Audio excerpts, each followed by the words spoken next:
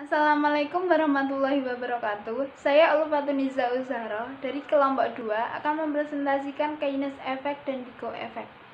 Yang pertama, yaitu ada Keynes Effect. John Keynes berpendapat bahwa perubahan tingkat harga berpengaruh pada tingkat pendapatan nasional keseimbangan melalui pengaruhnya terhadap jumlah penawaran uang nyata atau real money supply.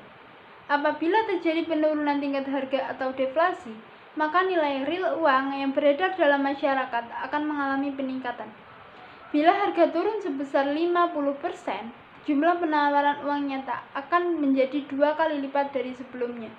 Keadaan sebaliknya, kalau terjadi kenaikan harga atau inflasi dengan jumlah penawaran uang nominal atau nominal money supply yang sama, diperoleh dengan jumlah penawaran uang nyata lebih sedikit daripada sebelumnya.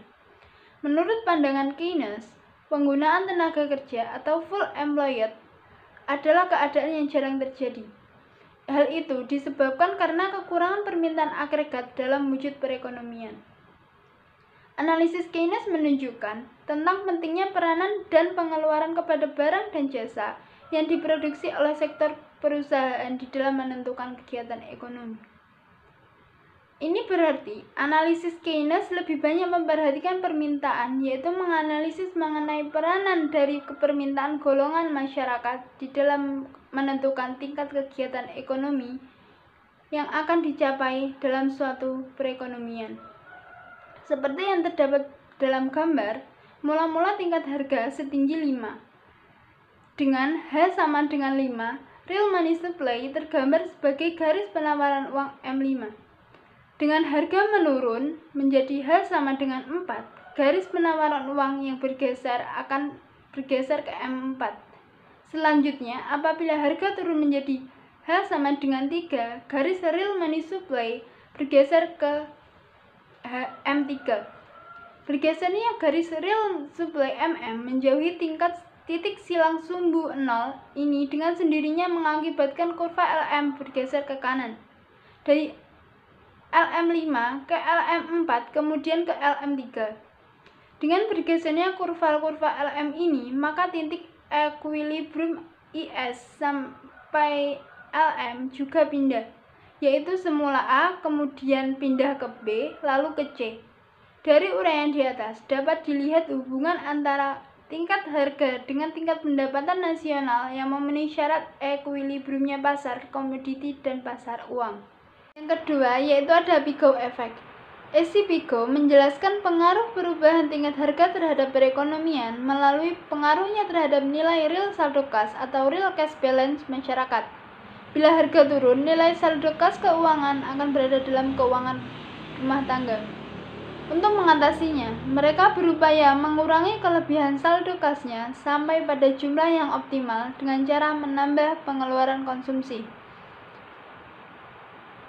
Pengeluaran konsumsi yang meningkat saat pendapatan yang sama atau tidak berubah secara grafis akan menggeser kurva konsumsi ke atas menjauhi sumbu pendapatan nasional.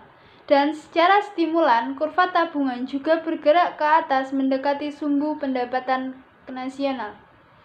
Artinya, tingkat tabungan makin lama makin berkurang dan konsumsi akan semakin bertambah. Dari uraian ini, maka kesimpulannya bahwa ada hubungan antara tingkat-tingkat harga dan tingkat-tingkat pendapatan nasional dengan syarat adanya keseimbangan pada pasar uang dan pasar komoditas.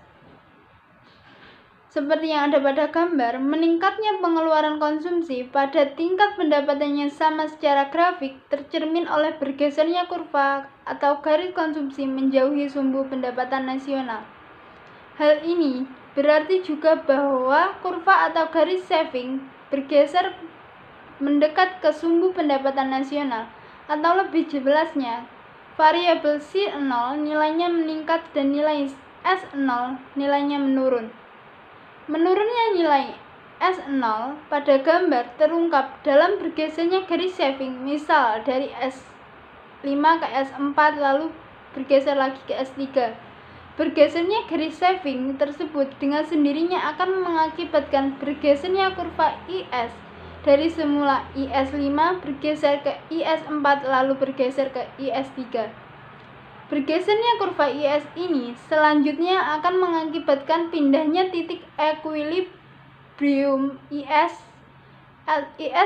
sama LM dari semula A lalu ke B lalu ke C. Dengan pindahnya titik ekuilibrium IS LM ini berarti tingkat pendapatan nasional ekuilibrium juga berubah dari semula OY5 menjadi OY4 kemudian berubah lagi menjadi OY3. Secara grafik, kurva permintaan agregat pada gambar berhasil diturunkan dari kuadran ISLM. Hasilnya adalah kurva ABC pada kuadran paling bawah. Sekian presentasi dari kelompok kami. Ada kurang lebihnya saya mohon maaf. Wassalamualaikum warahmatullahi wabarakatuh.